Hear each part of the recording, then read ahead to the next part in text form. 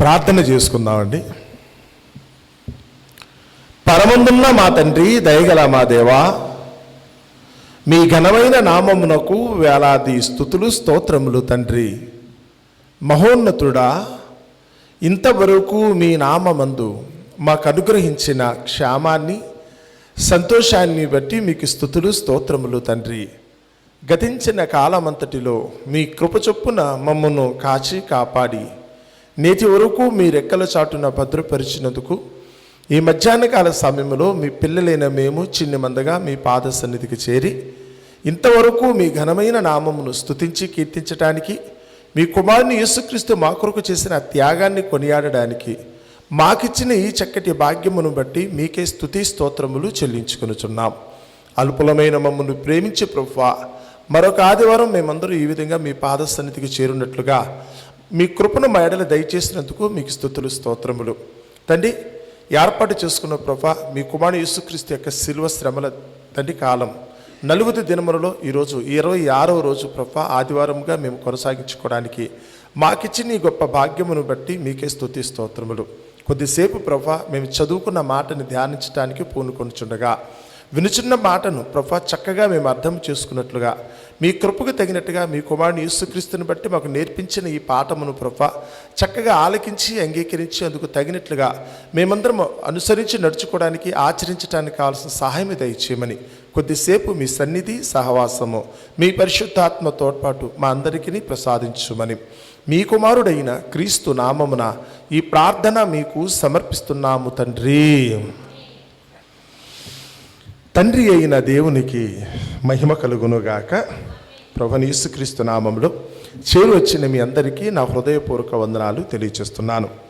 అదేవిధంగా ఆయా పరిస్థితులను బట్టి స్థలములకు రాలేక దూరము నుండి మాటలు ఆలకిస్తున్న ప్రియ సహోదరి సహోదరులకు, గ్రామస్తులకు, పెద్దలకు, అధికారులైన వారందరికీ ప్రభువైన యేసుక్రీస్తు నామములో నా హృదయపూర్వక వందనాలు తెలియజేయుచున్నాను. మరి నేటి పాఠ్యాంశముగా మనం కీర్తనల గ్రంథం 22వ అధ్యాయము మొదటి 11 వచనాలు చదువుకున్నాం. సామెతల గ్రంథం 16వ అధ్యాయము మొదటి 4 వచనాలు మనం చదువుకున్నాం. అలాగే మత్తయి సువార్త 27వ అధ్యాయము 39వ వచనం నుంచి 44వ వచనం వరకు ఉన్న భాగాన్ని కూడా చదువుకున్నాం. ఈ 3 చదువుతున్నప్పుడు అందులో ఉన్న భావం ఏంటంటే, ఎవరైతే దేవునికి ఇష్టలుగా ఉంటారో తప్పకుండా దేవుడైతే కనుక వారికి సహాయం చేస్తాడు. నమ్మిన వారు ఎవరైతే ఉన్నారో, విశ్వసించిన వారు ఎవరైతే ఉన్నారో, నిజంగానే దేవుని మీద పరిపూర్ణంగా ఆధారపడి ఆనుకుని జీవించే వాళ్ళు ఎవరైతే ఉన్నారో తప్పకుండా దేవుడు వారిని విడిపిస్తాడు. కష్టకాలంలో, ఆపత్కాలం నుంచి వారిని తప్పిస్తాడన్న సంగతిని గురించి ముందుగానే లేఖనాల్లో వ్రాయబడిన మాట. యేసుప్రభువు వారు సిలువలో ఉన్నప్పుడు ఎదుర్కొన్న ఒక పెద్ద సంకటమైన, ఒక విధంగా చూస్తే కనుక మనుషుల యొక్క ఏమన్నా నేరారోపణ అనుకున్నప్పుడు, అపనింద అనుకున్నప్పుడు అదొకటండి. ఈరోజు మీరు చదువుకున్న 3వ పాఠ్యభాగంలో అయితే కనుక అదే ఉంది. ఎందుకంటే సొలొమోను చెప్పిన మాట ఆయనైతే కనుక అనుసరించిన వాడుగా చెప్పాడు. నమ్మని వారైతే కనుక ఆ మాటను ఎంత అపార్థం చేసి మాట్లాడతారన్న సంగతి మత్తయి సువార్త 27వ అధ్యాయంలో మనం చదువుతున్నాం. ఒకసారి నేను 3వ పాఠ్యభాగం మత్తయి సువార్త 27వ అధ్యాయము 39వ వచనం నుంచి అక్కడ జరిగిన సన్నివేశాన్ని ఒక్కసారి నేను చదువుతున్నాను, జాగ్రత్తగా గమనించండి. ఆ మార్గమున వెళ్ళుచుండిన వారు తలలూచుచు, దేవాలయమును పడగొట్టి 3 దినములలో కట్టువాడా, నిన్ను నీవే రక్షించుకొనుము. నీవు దేవుని కుమారుడు అయితే శిలువ మీద నుండి దిగుమని చెప్పుచు ఆయనను దూషించిరి. అలాగే శాస్త్రులను, పెద్దలను, ప్రధాన యాజకులు కూడా ఆయన అపహసించారు. బాగుంది. యేసు మీద వాళ్ళకున్న కక్ష, పగ, ఈర్ష్య, అసూయ, ద్వేషం మీరు ఎలాగనుకో పర్వాలేదు. ఇక కుట్రతో, కుతంత్రంతో వాళ్ళు నిండిపోయి ఉన్నారు కనుక ఆ సమయంలో వారు ప్రభువైన యేసుని గురించి అయితే కనుక వాళ్ళు నోటుకు వచ్చేట్టుగా ఏం పలకాలో ఏం పలకూడో తెలియనంత దారుణంగా అయితే కనుక మాట్లాడుతున్నారు. విచిత్రంగా అయితే కనుక ఆయన మీద ఎన్నో నేరారోపణలు అయితే చేస్తున్నారు. ఇది అక్కడ జరుగుతున్న సన్నివేశం. యేసు ప్రభుని వాళ్ళు అలాగే తోలనాడారు. పైగా ఏంటంటే, అప్పటి వరకు యేసు లోక రక్షకుడుగా, దేవుని కుమారుడుగా, యూదులకు రాజుగా పరిచయం చేయబడిన వ్యక్తి ఎప్పుడైతే తమ చేతికి చిక్కాడో, తాము కోరుకున్నట్టుగా యేసు ప్రభుని ఎప్పుడైతే అవమానించారో, ఘోరాతి ఘోరంగా హింసించడానికి వాళ్ళకి అవకాశం ఎప్పుడైతే కలిగిందో వెంటనే వాళ్ళకి తెలియని ఒక ధైర్యం వచ్చేస్తుంది అనుకుంటా. మేమే గెలిచాం కదా, యేసు అయితే కనుక ఎన్నాళ్ళు మాకైతే కొరకరాని కొయ్యగా ఉన్నాడు, ఈరోజు అయితే కనుక మా చేతికి చిక్కినందుకు కానీ ఈరోజు ఘోరంగా మేమైతే కనుక సంహరించడానికి కూడా మాకు అవకాశం కలిగిందనే ఉద్దేశంతో చివరికి ఎంత అంటే కనుక దారిపోయే దానియలు కూడా, మనం అంటాం కదా దారిపోయే దానిలు అన్న మాట ఇక్కడి నుంచే వచ్చిందండి. ఆ దారిని పోయేవాళ్ళు యేసు ప్రభుకి వాళ్ళకి వ్యక్తిగతమైన ఏ దేశం లేదు, అసలు ఏసెవరో తెలియదు, ఎందుచేత కనుక చనిపోతున్నాడో కూడా తెలియదు. ఇవేమీ తెలియకుండా ఊరికే ఊసుకోక ఎవరో మాట్లాడతారు చూసారా, మన దారింటే వెళ్ళిపోతుంటే ఎవరో ఇంట్లో కట్టేసిన కుక్క మనల్ని చూసి మురుగుతూ ఉంటుంది. మన ఇంటివైపు కూడా మనం చూడమండి, మన ఇంటివైపు కూడా చూడం. మనం ఏదో మన దారిని మనం వెళ్ళిపోతుంటే కనుక ఆ కుక్క బొయ్యి మనం మురుగుతూ ఉంటుంది. ఎందుకురా అంటే అది కుక్క కనుక, దానికి మనకి ఏ సంబంధం లేదు, ఏ విధంగానూ మనం దానికి హాని చేయట్లేదు, లేకపోతే కనుక అది మన నుంచి అయితే సంరక్షణ కూడా కోరుకోవట్లేదు, మరొకటం దానికి అలవాటు. లోకంలో చాలామంది మనుషులు సంబంధం లేని విషయాల గురించి మాట్లాడటం ప్రారంభిస్తారు. అక్కడున్న విషయం ఏంటో వాళ్ళకి తెలియదు, అయినప్పుడు కూడా ప్రతి దాంట్లో కూడా కనుక వేలు పెట్టడం కొంతమందికి ఇష్టం. ఏదో ఒకటి అనాలి కదా, అందరూ అంటున్నారు కనుక నేను అంటున్నాను, అందరూ తిరుగుతున్నారు కనుక నేను కూడా తిరుగుతున్నాను. కతి తిట్టేది ఎవరన్న సంగతి తెలియదు. ఆ తిట్టించుకునే వ్యక్తి ఎవరతను నిజంగా నేరం చేసి తిట్టించుకున్నాడా, వీళ్ళైతే కనుక ఊరుకోలేక అసూయతో ఈర్ష్యతో వాళ్ళు తిడుతున్నారా, ఆ వ్యక్తిని తిరిగితే కనుక మనకేదైనా శిక్ష పడుతుందా, మనకైనా శాపం కలుగుతుందా, ఇత్యాది విషయాలు చాలామందికి తెలియదు. ఊరికే మనం కూడా ఒక వాగుదాం. కొంతమంది మాట్లాడే మాటలు విషయం పూర్తిగా తెలుసా అంటే మాత్రం తెలియదు. నువ్వు తిట్టేది ఎవరినో అంటే ఏమో తెలియదు. ఎక్కడెక్కడో మనకి సంబంధం లేని వారు, దేశాలు దాటుకునేది అమెరికాలో ఉన్న వాళ్ళ గురించి కూడా ఇక్కడ తిడుతూ ఉంటాం మనం, ఎక్కడ ఢిల్లీలో ఉన్న వాళ్ళ గురించి ఇక్కడ తిడుతూ ఉంటాం, ఎక్కడ హైదరాబాద్లో ఉన్న మరొక చోట ఉన్న వాళ్ళ గురించి కూడా. అసలు వాళ్ళకి మనకి ఏ విధంగా పొంతన లేకపోయినప్పుడు కూడా తిట్టడం మనకు అలవాటు. యేసు ప్రభుని గురించి దగ్గరికి వాళ్ళందరూ ఇలాగే తిట్టుకున్నారట. పైగా వాళ్ళ మనసులో వచ్చే అక్కస ఎలా ఉందనుకుంటే, వీడు ఇతరులను రక్షించాను, తను తాను రక్షించుకోలేడు. వీడు ఇతరులను రక్షించాడు. నిజమే, మన వైద్యం మనకు పనికిరాదండి, ఆ సంగతి వాళ్ళకి తెలియట్లేదు. దేవుని దగ్గరికి వెళ్ళి ప్రభు పలానా వారికి సహాయం చేయని మనం ప్రార్థించడానికి మనకి ధైర్యం ఉంటుంది. కానీ నా గురించి నేను అడుక్కోవాలనుకుంటే కనుక కొంచెం భీతిగా ఉంటుంది, సిగ్గుగా ఉంటుంది, ఇన్ఫారిటీ అంటారు. నేను అడుక్కుంటే బాగోదు, అక్కడ నాకు అవసరం వచ్చింది నేను అడుక్కోవటం ఏంటి, నేనే అందరికీ పెట్టాను, అందరికీ నేనే పెట్టాను కనుక నేను వచ్చి మరొకరి దగ్గర తినటం కుదరదు కదా, ఎదుటివాడు ముందు నేను చేయి చాచలేను కదా అనుకుంటారు. పెట్టేవాడు ఎప్పుడు పెడుతూనే ఉంటాడు, ఎవరి దగ్గర చేయి చాచలేడండి. ఈయన మాట్లాడేటప్పుడు కూడా అంతే, ప్రభుని యేసుక్రీస్తు వారికి దేవుడు అప్పగించిన పనిని బట్టి ఆయన శిలువలో వేలాడుతున్నాడు. ఆయన వేలాడుతున్న సమయంలో వీళ్ళందరూ వచ్చే దగ్గరికి యేసుని గురించి అయితే హీనంగా మాట్లాడటం ప్రారంభించాడు. చివరికి ప్రధాన యాజకులు, శాస్త్రులు, పెద్దలు కూడా ఆయన గురించి దగ్గరికి అపాసం చేస్తున్నారు. మిగతా వాళ్ళందరూ ఒకలా తిరుగుతుంటే ఇప్పుడు ప్రధాన యాజకులు, మిగతా శాస్త్రులు, పెద్దలు అనుకున్న వాళ్ళు యేసుని గురించి మరొక విధంగా మాట్లాడటం ప్రారంభించాడు. ఏమి తెలుసా అని అంటున్నమాట చూడండి, దేవాలయమును పడగొట్టి 3 దినములలో కట్టువాడా, నిన్ను నీవే రక్షించుకొనుము, నీవు దేవుని కుమారుడు అయితే సిలువ మీద దిగుమని చెప్పుచు ఆయనను దూషించరి. అలాగే శాస్త్రులు, పెద్దలను, ప్రధాన యాజకులు కూడా ఆయన అపహసించచ్చు. వీడు ఇతరులను రక్షించను, తన్ను తానే రక్షించుకొనలేడు. ఆ పలికే అక్కస్తో కూడుకున్న మాట ఎలా ఉందనుకుంటే, వీడు ఇతరులను రక్షించాడు. పదం కూడా అయితే కనుక ఏకవచనంతో వాళ్ళు పలకటం. యేసుని గురించి ఆలోచించినప్పుడు కనుక వాళ్ళు అంటున్నమాట, వాళ్ళకి ఎంత కోపం లేకపోతే కనుక యేసు మీద ఆ విధమైన భాష ప్రయోగిస్తారో చూడాలి. వీడు ఇతరులను రక్షించాను, తన్ను తాను రక్షించుకొనలేడు. ఇజ్రాయేలు రాజు కదా, ఇప్పుడు సిలువ మీద నుండి దిగిన ఎడల వారిని నమ్ముతాం. నువ్వు ఇన్నాళ్ళు చెప్పిన మాటలు నమ్మాలనుకుంటే ఇప్పుడు నువ్వేం చేయాలి, నీకు కలిగిన శిక్ష, శిరు శిక్షలోంచి నువ్వు దిగొచ్చేస్తే, నువ్వు కనుక దిగొచ్చేస్తే అప్పుడు మేమైతే నువ్వు రాజు అని నమ్ముతావు. దిగొస్తావా? ఇప్పుడు అర్జెంటుగా వీళ్ళని నమ్మించడం కోసం యేసు ప్రభు ఏం చేయరట, శిలువలోంచి దిగొస్తాడు. బాగుంది, అది రావటం పెద్ద విషయం కాదు, వచ్చేస్తాడు. కానీ ఇప్పుడు ఏంటి, వీళ్ళనైతే నమ్మించాలా, అంత అవసరమా? వీళ్ళకేమో దేవుని మీద నమ్మకం కలిగేటట్టు చేసి, ఇలాంటి దుర్మార్గులు, దుష్టులు, ధూర్తులు అనుకున్న వాళ్ళకైతే కనుక ఇలాంటి విశ్వాసం కలిగేటట్టు చేసి వీళ్ళు తీసుకెళ్ళి పరలోకంలో కూర్చోబెట్టాలా? నాకు తెలియక నమ్మలేదు అనుకుంటేదో పద్ధతి, తెలిసి కూడా కావాలని చెప్పి ఎవరిని అనుకుంటే మాత్రం పొరపాటున దేవుడు మాత్రం వాళ్ళు అంగీకరించేవాడు కాదు. పొరపాటున దేవుడు వారిని అంగీకరించేవాడు కాదు. ఇది చేయి పెట్టుకుని మూసేయకుండా ఒకసారి మీరు 2వ పాఠ్యభాగంలో సామెతల గ్రంథంలో 16వ అధ్యాయం మీరు చదువుకున్నారు కదా, అక్కడున్న మాటను ఒకసారి మీకు జ్ఞాపకం చేస్తాను చూడండి. సామెతల గ్రంథము 16వ అధ్యాయము మనం చదువుకున్న పాఠ్యభాగంలో 5వ వచనం చదువుతున్నాను. గర్వహృదయులందరూ యెహోవాకు హేయులు, నిశ్చయముగా వారు శిక్ష నొందుదురు. గర్వహృదయులందరూ ఎలా ఉంటారట?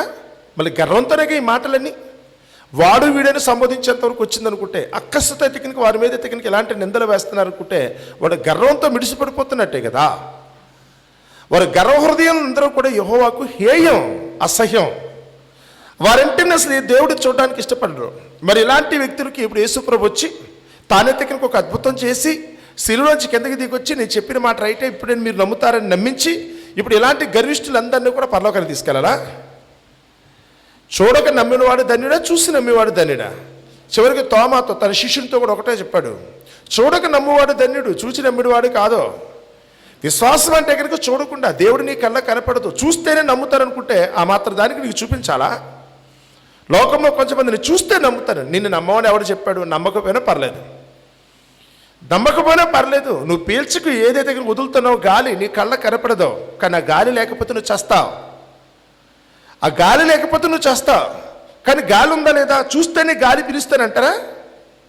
నేను చూస్తే తప్ప దేవుడిని నమ్మాలనుకున్నవాడు ఎవడైతే ఉంటాడో వాడిని గాలిని కూడా చూసిన తర్వాత పీల్చమని చెప్పండి. నీ గాలి కనపడిన గాల్చిన ఎందుకు పీల్చటం? ఊసే గట్టిగా ముక్కు మూసేసుకో, క్లిప్ పెట్టే. నువ్వు బ్రతకాలనుకుంటే కనుక కనపడిన గాలినే కదా నువ్వు పీల్చాల్సిందే. అంతకంటే గొప్పవాడనే దేవుడు నీకు ఓపురు పోసినవాడు. నీకు కనపడితే కనుక తట్టుకునే శక్తి నీ దగ్గర లేదో. ఒకరు నాకు ఇలా ఉంది, నాకు ఇలా అర్థమైంది, నేను ఇలాగే చేస్తాను, నా ఇష్టం అన్నారు అనుకోండి, ఇలా గర్వంగా మీరు మాట్లాడుతూ ప్రారంభించారనుకోండి, బుద్ధి ఎలా చెప్పాలో దేవునికి బాగా తెలుసు. బుద్ధి ఎలా చెప్పాలో దేవునికి బాగా తెలుసు. చూడండి, అక్కడ మాట పలికేటప్పుడు ఆ 16 మొదటి వచనం నుంచి వస్తే, జ్ఞాని అయిన సొలొమోను అయితే కనుక ఇది రాసినప్పుడు అంటున్నాడు ఆయన, హృదయాలోచనలు మనుషుల వశము, చక్కని ప్రత్యుత్తరం ఇచ్చుటకు యెహోవా వలన కలుగును కదా. మనిషి హృదయంలో ఆలోచనలు అనేకములు, యెహోవా తీర్మానమే చివరికి స్థిరపరచబడుతుంది. నువ్వు ఆలోచించేంత మాత్రం నీ ఆలోచన రైట్ అవ్వాలని లేదు. ఇది లోకంలో చాలామంది అయితే వాళ్ళకి తాము జ్ఞానులమని అపారమైన శాస్త్ర పరిజ్ఞానాన్ని సంపాదించుకున్నారు ఉద్దేశంతో, దేవుడు లేడండి, కనపడని దేవుడి గురించి మీరు ఆలోచించకండి అనేవాళ్ళు చాలామంది ఉన్నారు. కనపడని దేవుని గురించి ఆలోచించకండి, ఇదంతా కొట్టి ట్రాష్ అండి. దేవుడు లేకపోతే దెయ్యం ఇదంతా కొట్టి భ్రమ అండి, అదంతా ఒక భ్రాంతి అండి. లోకంలో చాలామంది. మరి నువ్వు ఎలా పుట్టావు? నిన్ను ఎవడో తయారు చేస్తాడో?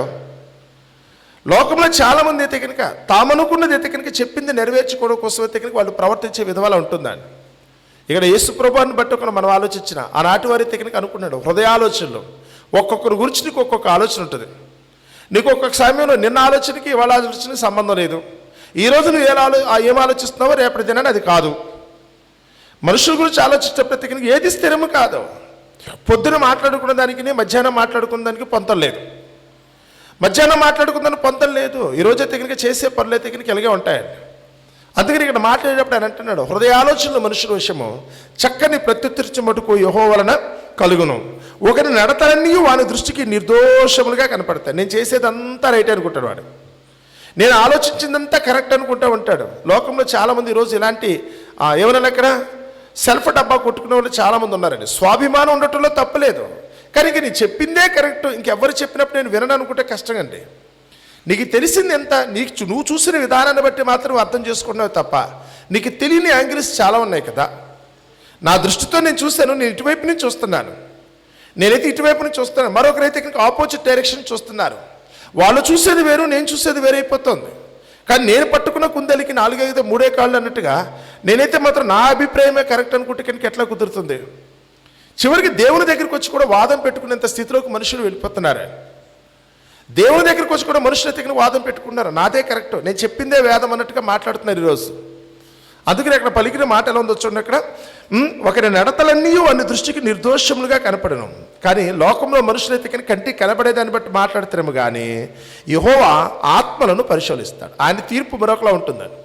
పై రూపాన్ని బట్టి దేవుడు మాట్లాడడం, నీ కంటికి కనపడే రూపాన్ని బట్టి, నువ్వు కట్టుకున్న వస్త్రాలను బట్టి, ధరించే ఆభరణాలను బట్టి దేవుడు మాట్లాడండి. ఆయనైతే కనుక ఆత్మలను పరిశోధిస్తాడు. ఎక్కడుంది ఆత్మ అంటే కనుక అది కంటికి కనపడేది కాదు కదా. దేవుడు ఆత్మ, అలాగే ఆయన కూడా శోధించేది ఏం శోధిస్తాడు? నీ ఒంటి రంగును గురించి ఆయన ఆలోచించడండి, నీ స్వరూపాన్ని గురించి ఆయన ఆలోచించడం, నీ ఎత్తెంత, నీ పొడుగెంత, నీ బలం ఎంత, ఇది కదా ఆయన ఆలోచించేది. నీ హృదయాన్ని అయితే కనుక ఆయన శోధిస్తాడు. నీ మనసులో ఈ క్షణంలో నీ హృదయం ఏం ఆలోచిస్తుందో చూస్తాడు, నీ ఆత్మ ఏం ఆలోచిస్తుందో చూస్తాడు ఆయన. అప్పుడు 3వ వచనం అంటాడు, నీ పనుల భారము యెహోవా మీద ఉంచు. సొలొమోను అయితే కనుక తను చదువుకున్న దానిని బట్టి, నేర్చుకున్న దాన్ని బట్టి, అందరికీ చెప్తున్నప్పుడైతే కనుక ఆయన అంటున్న మాట అనుభవించిన దాన్ని బట్టి చెప్తున్నాడు. నీ పనుల భారము యెహోవా మీద ఉంచుము, అప్పుడు నీ ఉద్దేశములు సఫలమగును కదా. నీ పనుల భారం నువ్వు దేవునికి అప్పగించు. నువ్వు దేవుని మీద ఉంచినప్పుడు అప్పుడు నువ్వు అనుకున్న పని సఫలమవుతుంది. ఇర్మియా భక్తుడు రాసిన విలాప వాక్యములు చదువుతున్నాను అనుకోండి, అక్కడేముంది 3వ అధ్యాయం చదువుతున్నప్పుడు, ప్రభువు సెలవు లేకుండా మాట ఇచ్చి నెరవేర్చగలవారు ఎవరు? నువ్వు ఏ కార్యము తలపెట్టినప్పుడు కూడా నీ మనసులో ఏ ఆలోచన వచ్చినప్పుడు కూడా అది కార్యరూపం దాల్చాలనుకుంటే, అది ఆచరణలోకి అమల్లోకి రావాలనుకున్నప్పుడు అది దేవుని చిత్తం లేకుండా అది ఎట్టి పరిస్థితిలో జరిగే పని కాదు. కాబట్టి నేను అంటున్నాడు, నీ పనుల భారము యెహోవా మీద ఉంచము, అప్పుడు నీ ఉద్దేశములు ఏమవుతాయి? సఫలమవుతాయి. నీ భారాన్ని దేవునికి అప్పగించు. నువ్వు సొంత ప్రయత్నాలు చేయకు. నేను అనుకుంటే ఏదో జరుగుతుందన్న ఆలోచన కాకుండా ఆ దేవునికి నన్ను నేను అప్పగించుకున్న రోజున ఏదైనా సాధ్యం చేసుకోగలుగున్న స్థితిలో మనం ఉండాలి. నేను దేవునికి అప్పగించుకున్న రోజున నా జీవితం బాగుంటుందని ఎవరైతే అనుకుంటారో, అది కష్టం వచ్చినా నష్టం వచ్చినా నాకు కలిగిన ఈ ఆపద నుంచి దేవుడు తప్పిస్తాడనుకునే స్థితిలో ఎవరైతే ఉంటారో తప్పకుండా వాళ్ళ ఉద్దేశాలు సఫలమవుతాయి. అలా కాకుండా దేవునికి అప్పగించుకుంటే నేను సొంతంగా వెళ్ళిపోతాను అనుకుంటే ఏమవుతుంది? అందుకనే ఈ తండ్రి అనుకున్నా, ఎవరో ఈ సొలొమోను యొక్క తండ్రి, మనం చదువుకున్న మొదటి పాఠ్యభాగం రాశాడు కదా, ఇది 22వ అధ్యాయము కీర్తనల గ్రంథంలో మొదటి పాఠ్యభాగంగా మనం చదువుకున్న మొదటి 11 వచనాలు. ఆ సమయంలో అయితే కనుక ఆయనేమంటున్నాడు, ప్రభుని యేసుక్రీస్తు వారైతే కనుక దాన్ని ఉన్నట్టుగా ఎలా అనుసరించాడు అనుకున్నప్పుడు ఆ మాట నేను చదువుతున్నాను చూడండి. నా దేవా నా దేవా, నీవు నన్నేలా విడనాడితివి, నన్ను రక్షింపక నా ఆర్తధ్వని వినక నీవేళ దూరముగా ఉన్నావు. నా మొర ఆలకించేది ఎవరు? నాకు కలిగిన కష్టములైతే కనుక నేను ఎవరికి చెప్పుకుంటే బాగుంటుంది? నాకు కలిగిన ఈ కీడు నుంచి నన్ను ఎవరు తప్పిస్తారనుకున్నప్పుడైతే ఆయన స్పష్టంగా చెప్తున్నాడు, నా దేవా నా దేవా, నన్నేలా నువ్వు విడిచావు కనుకనే నాకు ఈ శోధన ప్రభా, నువ్వు నన్ను విడనాడావు కనుకనే నాకు ఈ దగ్గరికి కష్టము కన్నీరు వచ్చింది ప్రభా. ఆయన అయితే కనుక ఎలా మాట్లాడుతున్నాడు? నాకు కలిగిన కష్టమైతే కనుక ఇలా ఉంది కదా, నా దేవా పగలు నేను మొర్ర పెట్టుచున్నాను, రాత్రి వేళను నేను మౌనంగా ఉండుటలేదు, అయినను నీవు నాకు ఉత్తరం ఇయ్యకున్నావు. నీవు ఇశ్రాయేలు చేయు స్తోత్రముల మీద ఆసీనుడై ఉన్నావు. మా పితరులు నీ యందు నమ్మిక ఉంచిరి, వారు నీ యందు నమ్మిక ఉంచగా నీ వారిని రక్షించితివి. ఎవరి యందు నమ్మిక ఉంచారట? ఇందాకైతే కనుక 27వ అధ్యాయం మత్తయి సువార్తలో ప్రభువైన యేసుక్రీస్తు వారు శిలువలో వేలాడుతున్నప్పుడు, ఆ వేలాడుతున్న సమయంలో అక్కడున్న ముష్కరులు అనుకున్న వాళ్ళు, అధికారులు అనుకున్న, ప్రధాన యాజకులు అనుకున్న వీళ్ళందరూ కూడా యేసు ప్రభుని గురించి ఏమన్నారట? చూడండి ఒకసారి, మత్తయి సువార్త 27వ అధ్యాయము 42వ వచనం నుంచి చదువుతున్నాను. వీడు ఇతరులను రక్షించను, తను తానే రక్షించుకొనలేదు. ఇశ్రాయేలు రాజు కదా, ఇప్పుడు శిలువ మీద నుండి దిగిన ఎడల వారిని నమ్ముదుము. వాడు దేవుని యందు విశ్వాసం ఇచ్చాను, నేను దేవుని కుమారుడునని చెప్పాను గనక ఆయనకిష్టుడైతే ఇప్పుడు ఆయన వారిని తప్పించును. వాళ్ళ మనసులో అక్కసు చూసారా? వాస్తవగతికి మనం 4వ మాటగా చదువుతాం కదా, ఇది యేసు ప్రభువు పలికింది. అది మాట కాదు కదా, యాక్చువల్గా అయితే కనుక అది పాట. 22వ కీర్తన పాడాడు. ఏం పాడాడు అనుకున్నప్పుడు ఇది ఇప్పుడు మనం చదువుతున్న 22వ కీర్తన మూసేయకుండా ఇప్పుడు ఒకసారి మళ్ళీ ఈ కీర్తన దగ్గర రండి. ఈ కీర్తనలో యేసు ప్రభువు ఏం పాడారట? 7వ వచనం నుంచి చదువుతున్నాను. నన్ను చూచు వారందరూ పెదవులు విరిచి తల ఆడించుచు నన్ను అపహాస్యం చేస్తున్నారు. మనం చదువుకున్న ఆ 39వ వచనం అదే ఉంది కదా ఇక్కడ, మత్తయి సువార్త 27వ అధ్యాయం 39వ వచనం. ఆ దారంట పోయేవాడు కూడా ఏం చేస్తున్నారు? తలలు ఊచుచు. యేసు ప్రభువు పాడిన పాట కరెక్ట్గా సరిపోయింది. ఇదే కీర్తన ఆయన పాడుతున్నాడు, ఆయన పాటను పాడుతున్నాడు. వాస్తవంగా అయితే కనుక అక్కడ ఉన్న సిచ్యువేషన్ రియల్గా ఉంది. సిచ్యువేషన్ అయితే రియల్గా ఉంది. ఏమంటున్నాడు ఆయన? నన్ను చూచు వాళ్ళందరూ పెదవులు విరిచి తలాడించుచు నన్ను అపహసించుచున్నారు. యెహోవా మీద నీ భారం మోపము, ఆయన వారిని విడిచిపుంచునేమో, వాడు ఆయనకి ఇష్టడు కదా, ఆయన తప్పించునేమో అందరు. వాడు ఏమంటారట? ఆయన అంటారు అని ఈ పాట పాడాడు. ఆయన ఈ వచనాన్ని పాడుకుంటూ వస్తున్నాడు. ఈలోపు వెంటనే ఈ పాట వినగానే ఆ ప్రధాన యాజకులందరూ కూడా వెంటనే యేసు ప్రభువు గురించి ఏమన్నారట? ఇప్పుడు 43వ వచనం చూడండి అక్కడ. వాడు ఇది 27వ అధ్యాయము మత్తయి సువార్త 43వ వచనం. వాడు దేవుని యందు విశ్వాసం ఇచ్చాను, నేను దేవుని కుమారుడని చెప్పాను గనుక ఆయనకి ఇష్టడైతే ఆయన ఇప్పుడు వారిని తప్పించును. అంటే ఆపత్కాలంలో ఈయన పాట పాడుకుంటుంటే జరుగుతున్న స్థితిని బట్టి అయితే కనుక ఉన్నట్టుగా యేసు ప్రభువు అయితే కనుక గతంలో రాయబడిన కీర్తన 1000 సంవత్సరాల క్రితం రాయబడిన కీర్తన పాడుకుంటుంటే ఇది చూసి వాళ్ళైతే కనుక కనీసం బాధలో పాడుకున్న పాటను కూడా చూసి ఓరవలేక చూడండి ఎలా ఉంది. వాళ్ళు అక్కస్తున్నారంట, ఆయనకి ఇష్టడు కదా, ఆయన ఎంతో నమ్మిక ఉంచాడు కదా, ఆయనకి తన భారాన్ని అప్పగించుకున్నాడు కదా, ఒకడు ఆయనకి ఇష్టడైతే ఏం చేస్తాడు? ఆయన్ని తప్పిస్తాడు. మన 22వ కీర్తనలు అయితే కనుక అదే ఉంది కదా, 5వ వచనం. వారు నీకు మొర్రపెట్టి విడుదల నొందిరి, నీ యందు నమ్మిక ఉంచి సిగ్గుపడకపోయిరి. దేవుని యందు నమ్మకం ఉంచిన వారికి ఏమి రాదట? సిగ్గుపడే పరిస్థితి రాదు. నువ్వు దేవుని యందు నమ్మకం ఉంచే అనుకుంటే సిగ్గుపడే పరిస్థితి రాదు. అప్పుడు వీళ్ళేమన్నారు? నిజంగానా? సరే, ఇప్పుడు నువ్వు దేవుని యందు నమ్మకం ఉంచాక నమ్ముకో, నువ్వు సిగ్గుపడేటట్టు ఎలా చేయాలో మాకు తెలుసు కదని చెప్పి ఆయన మొహం మీద ఉమ్మేశారు. ఆయన వెంట్రుకలు పరిచేశారు. నెత్తి మీద ముసుగేసి వెనక నుంచి గుద్ది తన్నిన వారుగా నేను తన్నిన వారు ఎవరో చెప్పుకోమని చెప్పి దాగుడు మూతలు ఆడే పరిస్థితి వచ్చింది. మాట అర్థమవుతుందా? లోకంలో ఈరోజు దైవ భయం లేని వాళ్ళు, దేవుని భీతి లేని వారు ఎవరైతే ఉంటారో, భీతి లేని వారు చేసే పనులు ఇలాగా ఉంటాయి. అవతల వారు ఏదైనా మాట ఉంటే కనుక ఆ మాటకి వెంటనే వెళ్ళైతే కనుక రియాక్షన్ ఇలా ఉంటుంది. అలాగా సరే నిన్ను కొట్టింది ఎవరు చెప్పు బాబు, నువ్వు మహాదేవుడు కదా, నువ్వు దేవుని కుమారుడు కదా, నువ్వు దేవుని నమ్ముకున్నావు కదా, ఆరా నేను కొడుతున్నావు, ఎవరు కొట్టారు చెప్పు, కళ్ళు మూసుకున్నావు కదా, దాగుడు మూతలు ఆడుకుందామని చెప్పి కొడుతున్నారండి వాళ్ళు దాగుడు మూతలు ఆడుతున్నారని. అంటే వాళ్ళకి ఏమనిపించింది? వాళ్ళ మనస్సులో ఉన్న అక్కసు చివరికైతే కనుక దేవుని చిత్తాన్ని దేవుని మాటను కూడా ధిక్కరించే పరిస్థితికి వెళ్ళింది. వాళ్ళైతే కనుక అంటున్నారు, మాట నా నోట వచ్చిన తోడనే వాళ్ళు యుద్ధమునకు సిద్ధపడుతున్నారు. నేను ఏదైనా సమాధానం చెప్పాలని ప్రయత్నించినప్పటికీ యుద్ధం వచ్చేస్తుంది కదా, ఎలా ఎలా ఏం చేయాలి, ఏం చేస్తే బాగుంటుంది, ఏం చేస్తే బాగుంటుంది? ఇప్పుడైతే కనుక ఆ కీర్తనలో రాయబడిన మాట ఎలా ఉందో తెలుసా? నేనైతే నిన్ను నమ్ముకున్నాను, నీ పరుల భారము యెహోవా మీద మోపుము అన్నాడు. నేను కూడా అలాగే మోపాను ప్రభా, నేను సిగ్గుపడే పరిస్థితి రానేక ప్రభా. నా పితరులు కూడా నీ యందు నమ్మకం ఉంచి వారు సిగ్గుపడలేని పరిస్థితి వచ్చింది. అలాగే నన్ను చూసి వారు ఒకవేళ పెదవులు విరిచి తల ఆడించుచు నన్ను అపాసించే పరిస్థితి వచ్చినా నేనైతే మాత్రం నీ మీద భారం మోపుచున్నాను. నన్ను విడిపించాలనుకుంటే కనుక అది నీ వలన మాత్రమే సాధ్యం. ఎందుకంటే అక్కడ పలుకుతున్న మాట చూడండి, వాడు ఆయనకి ఇష్టడు కదా, ఆయన వారిని తప్పించునేమో అందరు. 22వ కీర్తనలో 8వ వచనం. దావీదుకి పేరు ఒకటి ఉందండి. ఏం పేరు అది? దేవుడైతే కనుక అతనికి ఒక బిరుదిచ్చాడు. దావీదు దేవునికి ఇష్టానుసారుడైన మనుషుడు, ఇష్టడేగా. అప్పుడు వీళ్ళందరూ ఏమన్నారంటే, దావీదు దేవునికి ఇష్టడా? ఆహా, అలాగా, సరే తప్పిస్తాడేమో చూద్దాం. మరి దేవునికి అంత ఇష్టడైతే కనుక కలిగిన కష్టంలో అయితే కనుక ఇప్పుడు విడిపించడా? యేసుప్రభుని గురించి వచ్చేటప్పుడు కూడా బాప్తిస్వం పొందిన రోజున పరలోకం నుంచి అక్కడ అయితే స్వరం వినపడుతుంది, పరిశుద్ధాత్ముడు దిగొచ్చిన రోజున, ఈయన నా ప్రియ కుమారుడు, వీని యందు నేను ఆనందిస్తున్నాను. అంటే దేవునికి ఇష్టడు యేసుప్రభువారు. ఈయన నా ప్రియ కుమారుడు, వీరి మాట మీరు వినండి. సో దేవునికి ఇష్టడు అనుకున్నవాడు యేసుప్రభువారు. కాబట్టి అంత ఇష్టడైతే దేవుని కనుక ఒక యేసుప్రభువారు అంత ఇష్టడైతే ఇప్పుడు కలిగిన కష్టం నుంచి దేవుడు తప్పకుండా తప్పిస్తాడు కదా. నీకు వచ్చిన రోగంలో వచ్చి నేను విడిపిస్తాడా? లోకంలో మనుషులండి, మరి దేవుని బిడ్డవు కదా. లోకంలో కొంతమంది ఎగతాళి చేసి మాట్లాడే అపహాస్యకులు ఉంటారండి. వాళ్ళకి అపహాస్యమే. వాళ్ళు పొద్దున్నేసి సాయంత్రం వరకు కూడా ఎప్పుడు చూసినా ఎవరో ఒకరి మీద అయితే కనుక ఏదో వేళాకోళంగా మాట్లాడుతూ ఉంటారు. వారి ఆనందాన్ని కాకంటే కూడా వాళ్ళ సంతోషాన్ని కూడా పాడు చేసేటట్టుగా మాట్లాడుతూ ఉంటారు కొంతమంది. వాళ్ళు దుఃఖంలో ఉన్నా కానీ దగ్గరికి వీళ్ళు ఊరుకోరండి. పుణ్యం మీద కారం చల్లుతున్నట్టుగా కొంతమంది మాట్లాడుతూ ఉంటారు. మీరు దేవుని నమ్ముకున్నారు కదా, నిజంగా మీరు దేవునికి ఇష్టలైతే కనుక దేవుడు మిమ్మల్ని తప్పించాలి కదా, మరి తప్పించాలి కదా. దిగొస్తానే తప్పించాలనుకుంటే సిలువ మీద ఏం చేయాలట? అని దిగి రావాలి. ఈరోజు ఇక్కడ కూర్చుని మీ దగ్గరికి వచ్చినప్పుడు కూడా మీకున్న దేవుని నమ్మకాన్ని బట్టి ఆ రోజు నెబుకద్నెజరు కూడా షడ్రకు మేషకు అబేద్నెగో అని ఇలాగే అన్నాడు, మీ దేవుడు అంత గొప్పోడా, మీ దేవుడు అంత గొప్పడా, నా చేతిలోంచి మిమ్మల్ని విడిపింపగల దేవుడు ఎక్కడున్నాడు? ఒక ఫరో చక్రవర్తి అలాగే మాట్లాడుతున్నాడు, నెబుకద్నెజరు అలాగే మాట్లాడుతున్నాడు. ఎందుకంటే నా చేతిలోంచి మేము విడిపించగలరా? నేను ఎవరో తెలుసా? ఈ దేశానికి రాజుని కదా, ఈ సామ్రాజ్యానికి నేను చక్రవర్తిని కదా.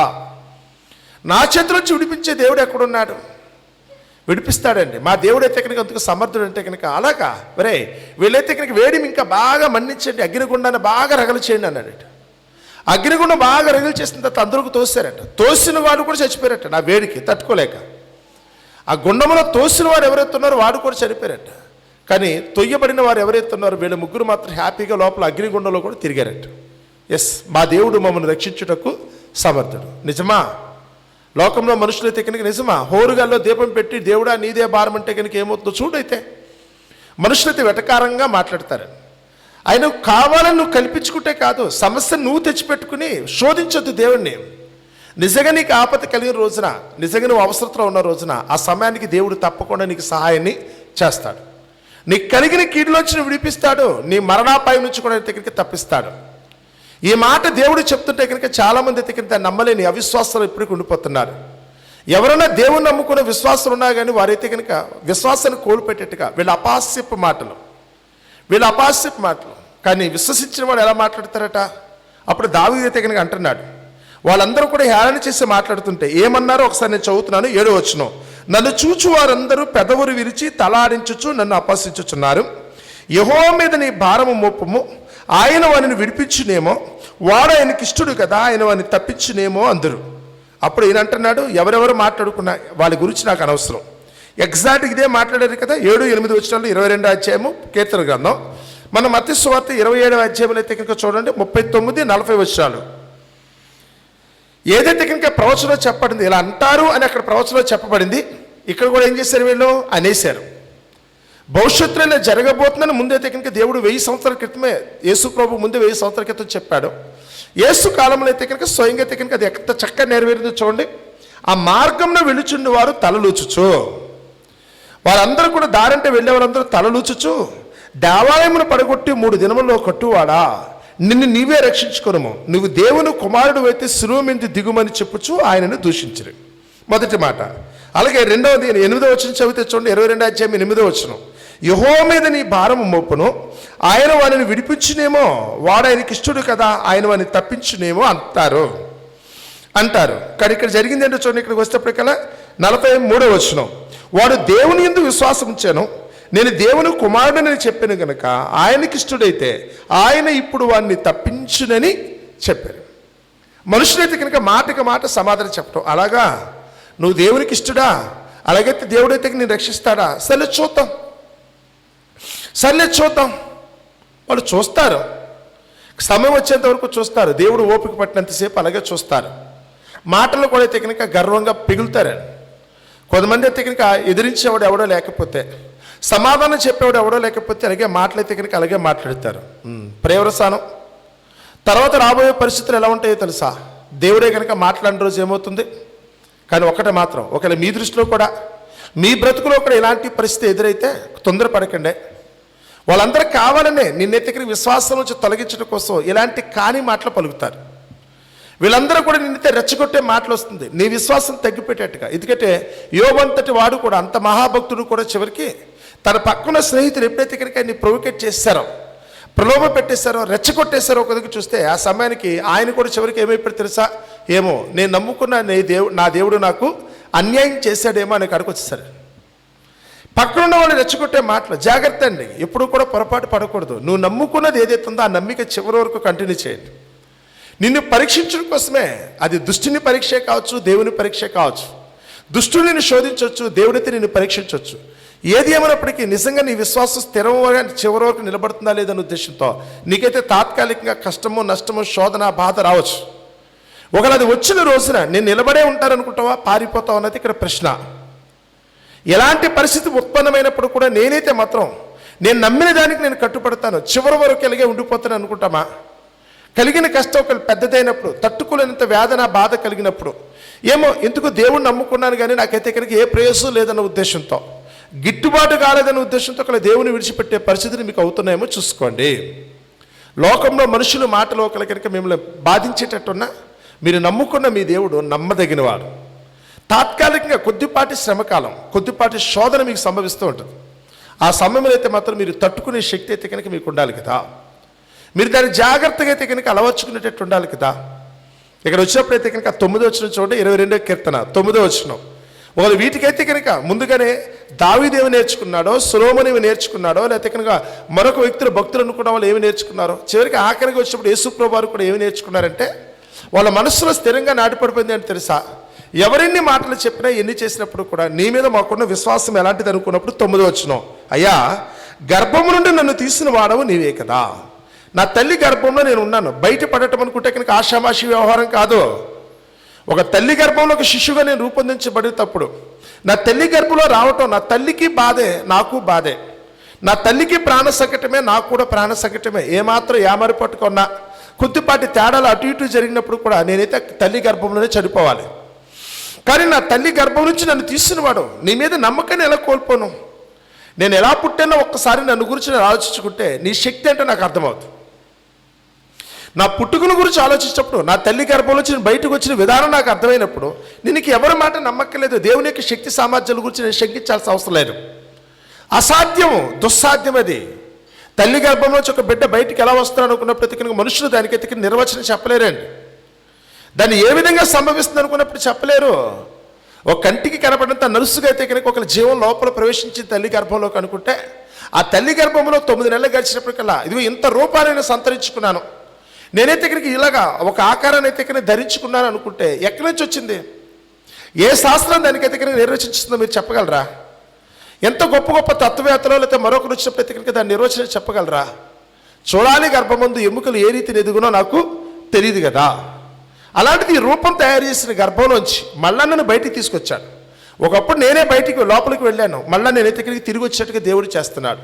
ఎవరు ఇట్టి ఘనమైన కార్యక్రమం చేస్తుంది? ఎవరు? అంత గొప్ప దేవుని నేను నమ్మొద్దంటే ఎట్లా? ఇంత గొప్ప ఘనమైన కార్యక్రమాన్ని చేసిన దేవుని గురించి అయితే కనుక ఎందుకు మీరు వేళాకోళంగా మాట్లాడతారు? ఎందుకో అపాస్యపు మాటలు ఎందుకు మాట్లాడుతున్నారు? దేవుడు అంటే మీకు ఎందుకు చులకనగా కనపడుతున్నాడు? ఉన్న వాస్తవం చెప్పినప్పుడు కూడా అయితే కనుక ఇంత అపాస్యపు మాటల. దేవుని నమ్ముకుంటే కనుక ప్రయోజనం ఉండదా?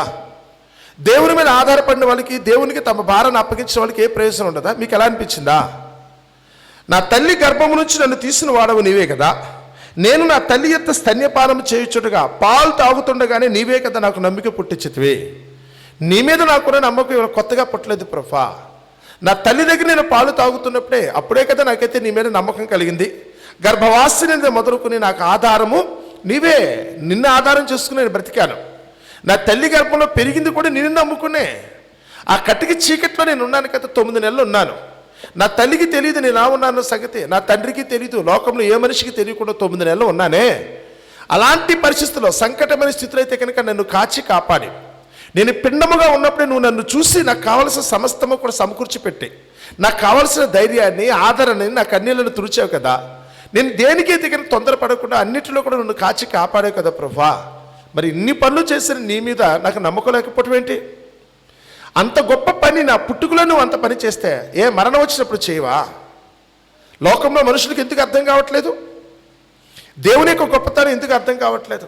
వాళ్ళు అపాసం చేయని, వాడు వేళాకోళంగా మాట్లాడిని, నన్ను చూసి దూషించిని, వాళ్ళు ద్వేషించినా పర్లేదు, ప్రగల్భాలు పలికినా గర్వంగా మాట్లాడుకున్నా ఐ డోంట్ కేర్.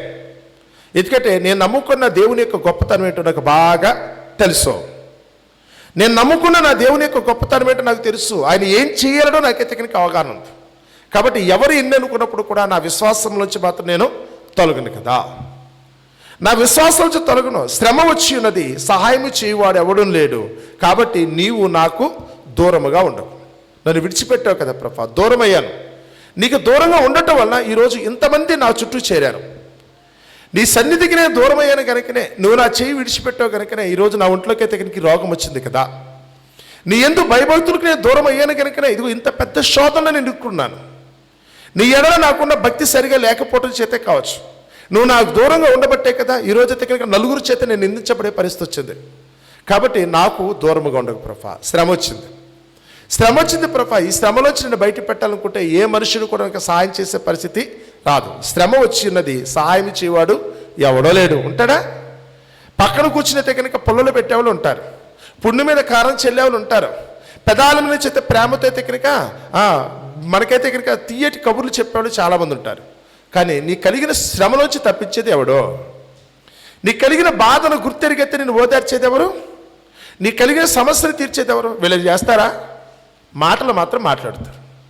వీళ్ళ మాటలు మాత్రమే మాట్లాడతారు. అందుకనే మనం కనుక దేవునికి ఇష్టమైతే ముందు దేవుని మీద మనకున్న విశ్వాసం ఈ స్థాయిలో ఉండాలి. ఎవరో ఏమనుకుంటే నాకింత ప్రభా, వాళ్ళు ఎలా మాట్లాడేప్పుడు కూడా నేనైతే చెవిటి వాడనుగా ఉండిపోతున్నాను. మా అమ్మ నాన్న నాకు ఏదో చెప్తూ ఉంటారు, నా అన్నదమ్ములు నాకు ఏదో చెప్తూ ఉంటారు, నేను కట్టుకున్న భర్త భార్య నాకు ఎన్నో చెప్తూ ఉంటారు. కొన్ని సందర్భాల్లో కొడుకు కూతురు కూడా నాకు నీతులు చెప్తారు. లోకంలో స్నేహితులు బంధువులు ఒక్కరే కాదు. మనం ఏదైనా ఒకరి కనుక ఇబ్బందికరమైన పరిస్థితులు చిక్కున్నాం అనుకుంటే, శోధనలో శ్రమలో ఉన్నాం అనుకుంటే ప్రతి ఒక్కరూ ఆ రోజు మనకు బోధకులే. ఏదైనా ఒక చిన్న విషయంలో కనుక మన తప్పు కనుక బయటపడింది అనుకుంటే, ఏదైనా ఒంట్లో రోగం వచ్చినా లేకపోతే కుటుంబంలో శోధన వచ్చినా వ్యాపారంలో నష్టం వచ్చింది అనుకుంటే ప్రతి ఒక్కరూ మనకు నీతి కబుర్లు చెప్పడం ప్రారంభించేస్తారు.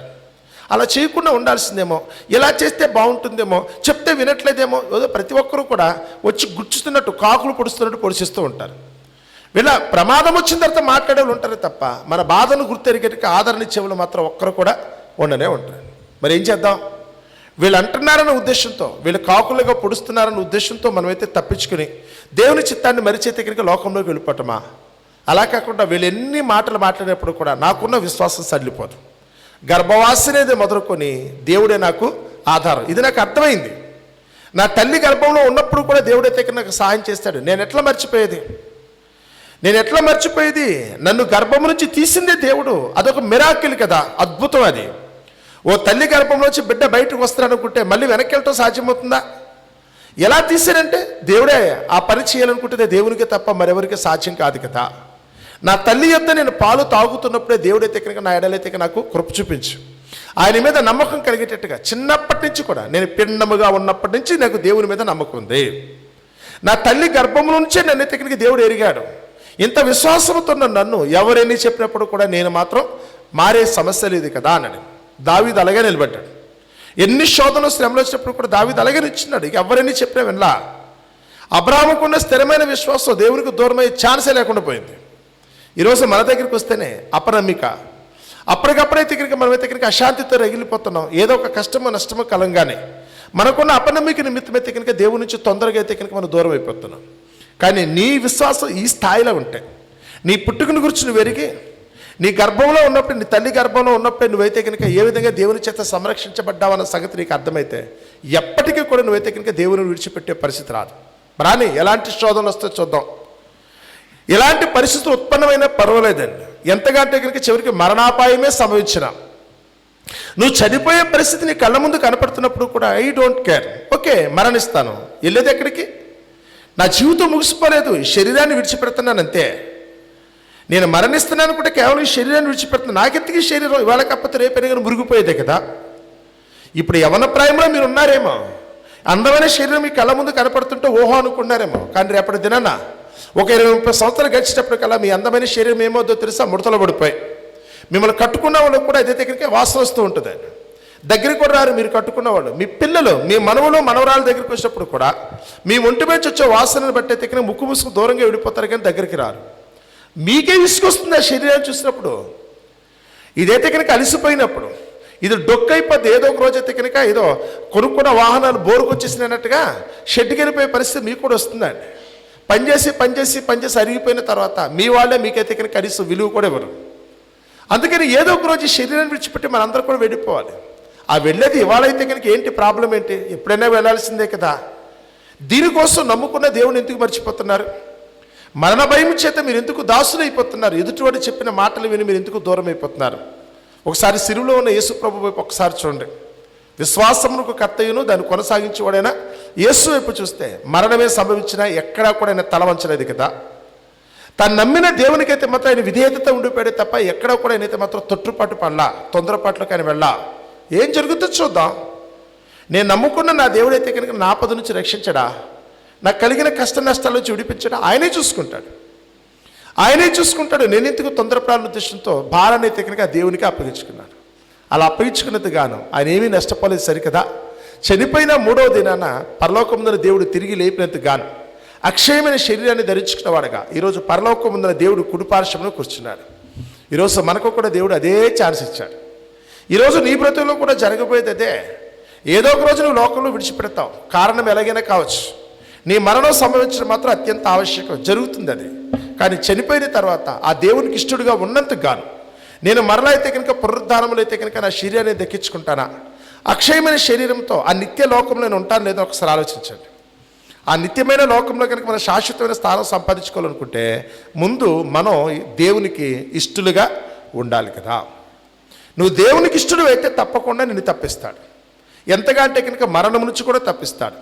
ఇది నిజమైన సంగతి చెప్పడం కోసమే యేసుప్రభు వచ్చి దేవునికి ఇష్టడుగా జీవించి తానైతే కనుక అందరి కళ్ళ ముందైతే కనుక ఘోరమైన చిత్రహింసలు అనుభవించి చనిపోయి సమాధి చేయబడ్డప్పుడు కూడా ఆయన 3వ దినానైతే కనుక అందరికీ తెలిసేటట్టుగా ఇదిగో చనిపోయినప్పుడు కూడా నేనైతే కనుక సజీవుడిగా మీ ముందున్నానని చెప్పి అందరికీ ఆయనైతే కనుక ప్రత్యక్షమయ్యాడు.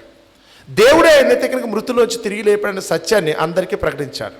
రేపటి దినాన్ని మీరు కూడా ఒకరి కనుక దేవునికి ఇష్టలుగా ఉన్నట్టయితే కలుగుతున్న అపాయాలను బట్టి, ప్రమాదాలను బట్టి, లోకంలో నిందలు పడుతున్న దాన్ని బట్టి, అవమానాలు పడుతున్న దాన్ని బట్టి మీరు తొందరపడకుండా మీ విశ్వాసాన్ని చిక్కు చెదరనీయకుండా దేవుని ఎందుకు కనుక మీరు ఇంకా ఉండిపోతే మీ నమ్మిక వ్యర్థం కాకుండా ఎల్లప్పుడూ కూడా ఎంత నమ్మికతో కనుక మీరు ఉన్నట్టయితే రేపటి దినాన్ని మీరు చనిపోయినప్పుడు కూడా మరలా దేవుడు మిమ్మల్ని తిరిగి లేపుతాడన్న సత్యమే యేసు ప్రభువుని బట్టి మనకు అర్థమైంది.